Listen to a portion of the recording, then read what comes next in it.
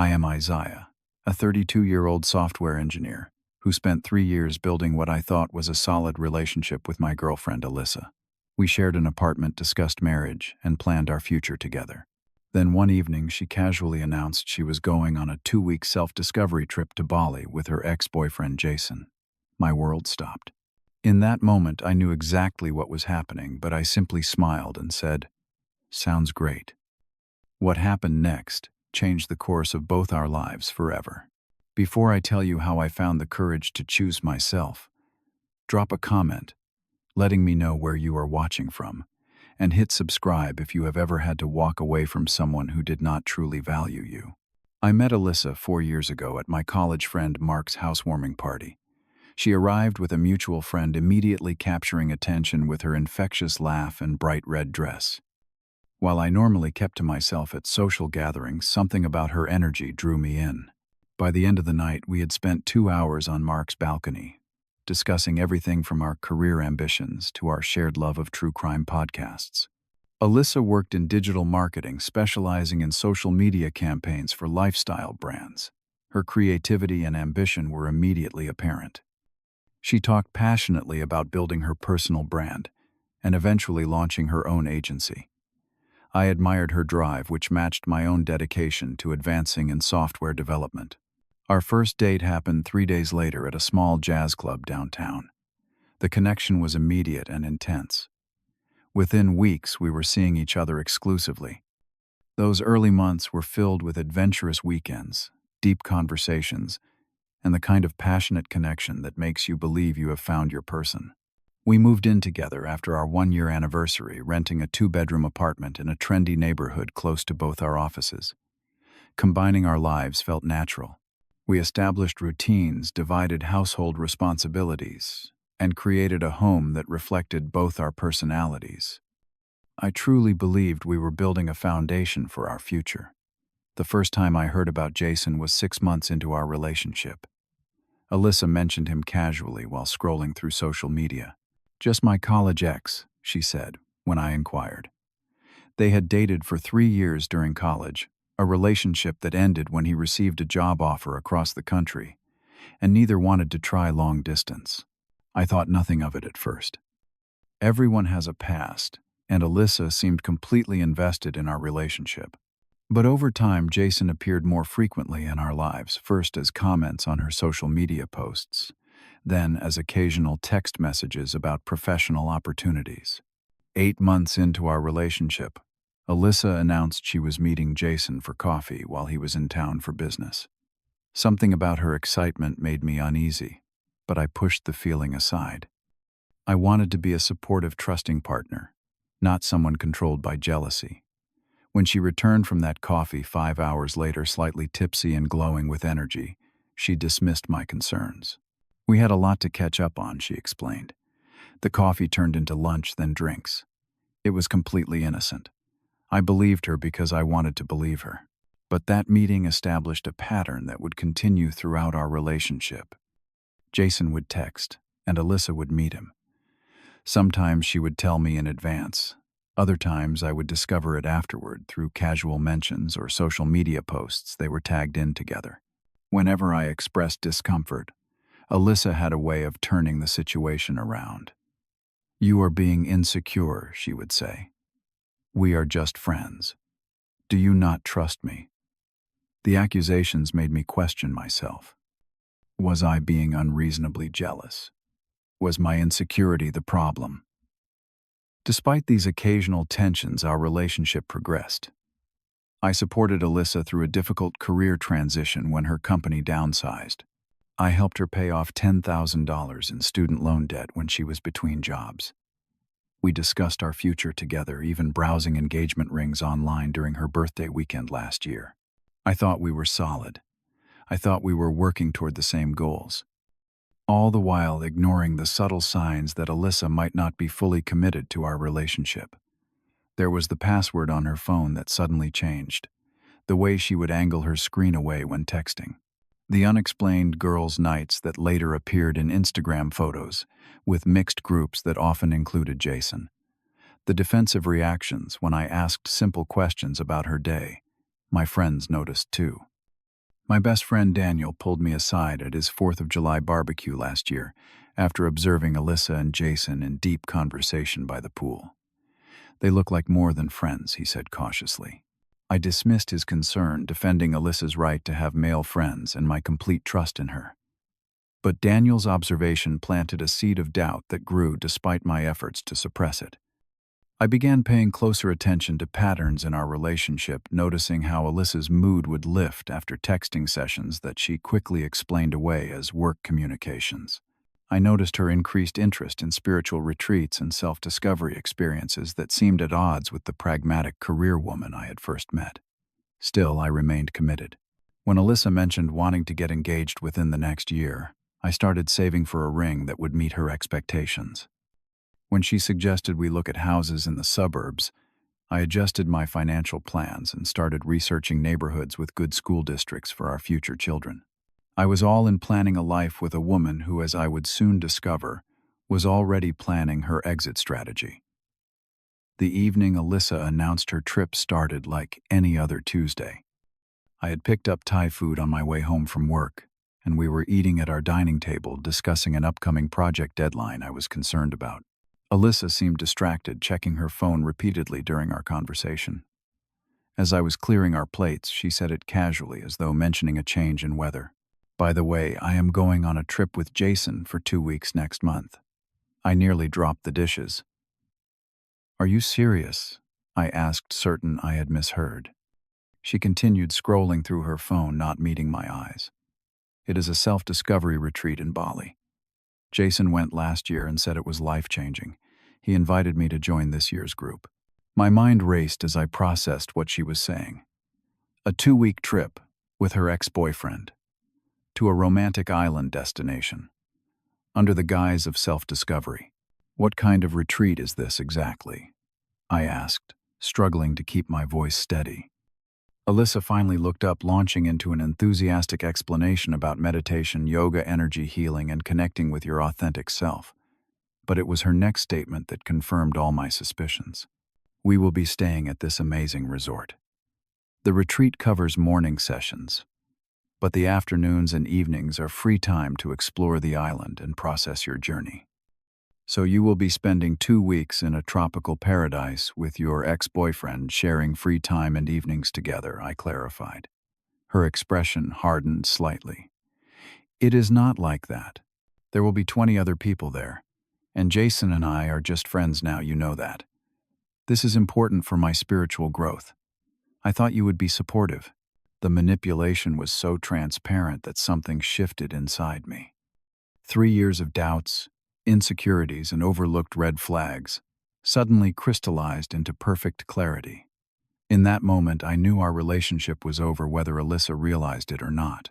But instead of arguing, instead of begging her not to go or issuing ultimatums that would only cast me as the controlling boyfriend in her narrative, I simply nodded and said, "Sounds great. I hope you find what you are looking for." My response clearly surprised her. "Really?" she asked, eyeing me suspiciously. "You are okay with this?" I shrugged, summoning the performance of a lifetime. "You are right. It is not my place to hold you back from experiences that are important to you. If this retreat will help you grow, you should definitely go." Relief and excitement replaced the defensiveness in her expression. She launched into details about the trip, showing me the resort website and the activities planned. I nodded and smiled already, mentally cataloging what I would need to do before her departure. The week before Alyssa left was surreal. She packed enthusiastically, shopping for new resort wear and meditation outfits. I maintained my supportive facade while quietly beginning my own preparations. While Alyssa was at a hair appointment, I checked her laptop, which she had left open on our dining table. What I found confirmed everything. Messages between her and Jason discussing how to present the trip to me, plans for romantic dinners on the beach, a private villa upgrade they had split the cost for rather than the shared accommodations with other retreat participants she had described. There were other messages too, going back months. References to meetings I had never been told about, inside jokes at my expense, plans and possibilities for their future, that apparently hinged on this trip being a success. With this confirmation, I moved from suspicion to action. I researched available apartments, finding a one-bedroom unit in a complex across town. I quietly separated my finances, opening a new bank account and transferring my personal savings. I made lists of what was mine before our relationship, what we had purchased together, and what I was prepared to leave behind. Each evening, Alyssa chatted excitedly about the trip, while I nodded and asked appropriate questions. Each day, while she was at work, I made arrangements for my new life. I scheduled movers for the day after her departure and coordinated with friends who agreed to help. The morning I drove Alyssa to the airport was bright and clear. She chattered nervously in the passenger seat, periodically checking her phone, where I knew Jason was providing updates about his own journey to their rendezvous. At the departure drop-off, she kissed me quickly and said, "I will miss you. I will try to call when I can, but the internet might be spotty at the resort." I hugged her, knowing it would be the last time. "Have an amazing journey of self-discovery," I said, watching as she wheeled her suitcase through the airport doors, already dialing Jason's number as she disappeared from view. The apartment felt different when I returned alone, knowing what lay ahead. I stood in the entryway looking at the space we had shared for 2 years. The photos of us on the walls. The furniture we had chosen together. The life I had invested in completely. For a moment, doubt crept in. Was I overreacting? Should I wait for her to return and confront her directly? But the evidence was undeniable, and the truth was that this relationship had been compromised long before Alyssa announced her trip. I called Daniel, who arrived 30 minutes later with pizza and determination. 2 more friends joined us that evening, and my extraction plan was set in motion. I had given myself 3 days to completely separate my life from Alyssa's. Day 1 was focused on documentation and essential items. I photographed everything in the apartment for reference. I gathered important documents, irreplaceable mementos, and essential clothing. Daniel helped me transport these to my new apartment, which I had rented furnished, to simplify the transition. Day 2 involved the larger furniture and shared items. The movers I hired were efficient, following my instructions about which items to take based on who had purchased them. Items we had bought together were either left behind or replaced with equivalent value items I purchased for my new place. I was determined to be fair despite the circumstances. While sorting through our shared office, I discovered even more evidence of Alyssa's deception. Hotel receipts from weekends she had claimed to be at professional conferences. A journal detailing her conflicted feelings about Jason and me, making it clear I had always been the safe choice while he remained her true desire. Printed boarding passes for trips they had taken together that I had never known about. Each discovery reinforced my decision, transforming hurt into resolve.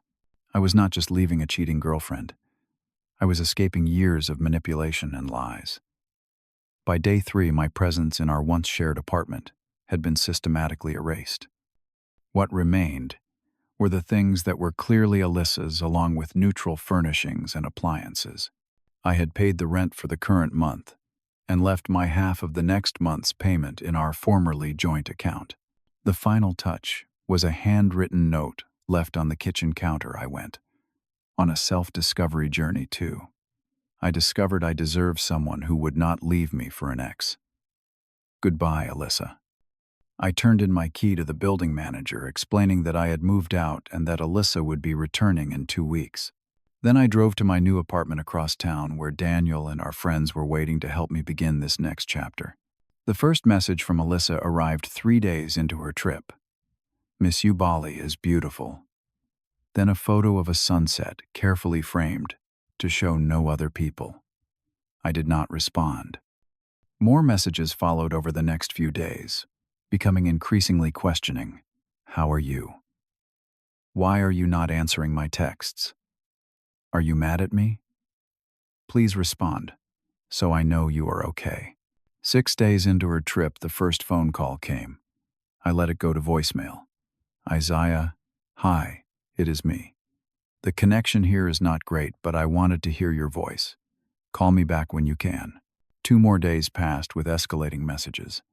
Then came the call that told me she had discovered my absence. Her voicemail was breathless panic, evident in every word. Isiah, Mrs. Peterson next door just texted me asking if we moved out because she saw movers last week. What is going on? Please call me right now. 3 more calls followed in rapid succession, each voicemail more frantic than the last. I just talked to the building manager. He said you turned in your key and told him you moved out. What the hell is happening? Call me back immediately. The final message before she boarded her return flight was tearful reality finally setting in. I am coming home now. I got a flight leaving tonight. Please talk to me. Whatever you think is happening, we can work this out. Please, Isiah. According to our mutual friend Alexis, Alyssa arrived at our old apartment to find it half empty and my note on the counter. She called everyone we knew trying to locate me. She showed up at my workplace the following day, creating a scene in the lobby, until security escorted her outside where I met her briefly. Look, this is not appropriate, I told her, calmly aware of curious onlookers. The relationship is over. All your things are at the apartment. I have paid rent through next month to give you time to figure out your next steps. But we need to talk about this, she insisted, tears streaming down her face. It was just a trip. Jason and I are just friends. I held up my phone, displaying screenshots of their messages that I had discovered. Let us not do this, Alyssa. We both know the truth. Her expression changed from desperate pleading to anger. You went through my private messages. How could you invade my privacy like that? The irony of her indignation over privacy while betraying my trust was not lost on me. I simply turned and walked back into my building, instructing security not to allow her access again. Over the following weeks, Alyssa cycled through strategies to reach me. Pleading text messages, angry emails accusing me of overreaction, mutual friends sent as emissaries with explanations and excuses, social media posts clearly designed to make me jealous or provoke a response. Through it all, I maintained my silence and distance, focusing instead on rebuilding my life. According to friends, the fallout between Alyssa and Jason was swift and predictable. Once the forbidden aspect of their relationship was removed, the fantasy collapsed. He returned to his life in Seattle, and she was left to deal with the consequences of her choices alone. 6 months passed, and I remained committed to the no-contact approach that had protected my healing process. My new apartment became truly mine, decorated with intention rather than compromise. I focused on projects at work that I had previously backburnered, earning a promotion that validated my renewed focus. Therapy helped me process the relationship and its aftermath. My therapist, Dr.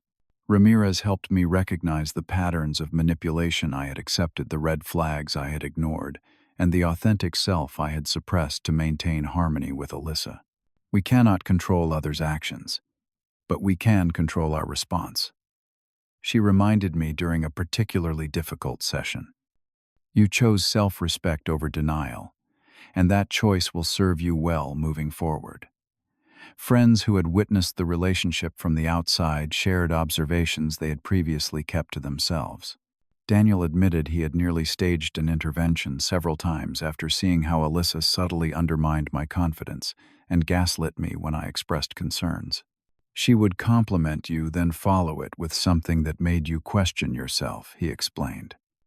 Like saying you were so smart but sometimes missed social cues, or that your success was impressive given your background. Always these little jabs wrapped in compliments. Through social media connections we could not completely sever. I learned that Alyssa had attempted to rewrite our history. In her version, I was controlling and jealous, unable to handle her independent spirit and friendships with men. The trip with Jason had been completely innocent, she claimed, and my reaction revealed deep insecurity.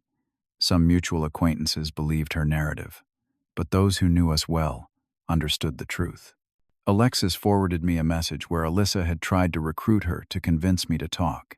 The message inadvertently revealed that Jason had started dating someone new in Seattle, and Alyssa had made several trips to visit him, each time returning disappointed.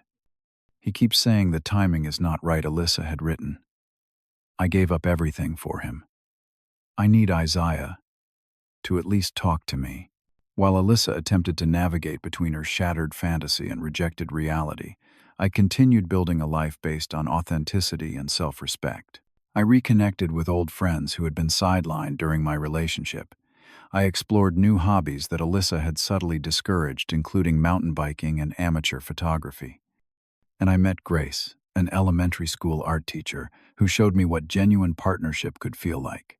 We started slowly, first as activity partners in a hiking group, then as friends who enjoyed lengthy conversations, and eventually as a couple navigating a new relationship with open communication and mutual respect. The contrast between my relationship with Alyssa and my connection with Grace was stark.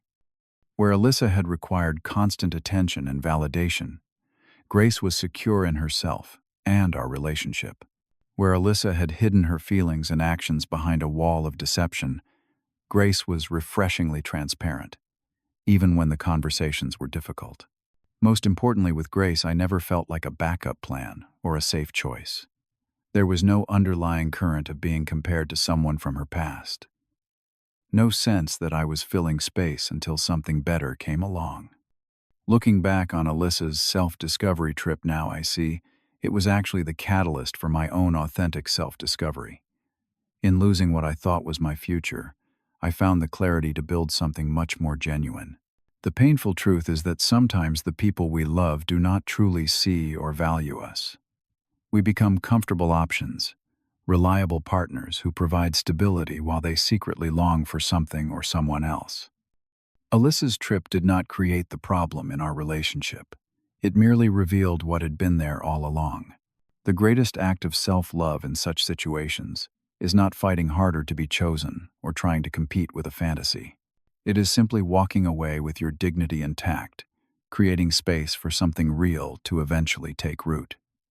I no longer harbor anger toward Alyssa.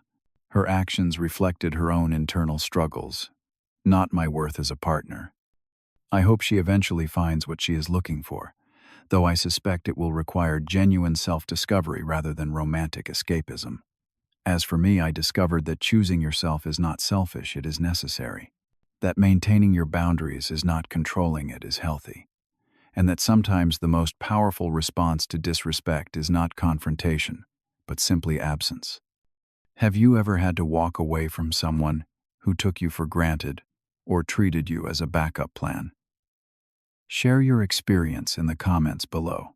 If this story resonated with you, please hit the like button and subscribe to my channel for more authentic conversations about relationships and self-growth. Consider sharing this video with someone who might need permission to choose themselves in a difficult situation. Thank you for listening to my journey. And remember, you deserve to be someone's first choice, never their contingency plan.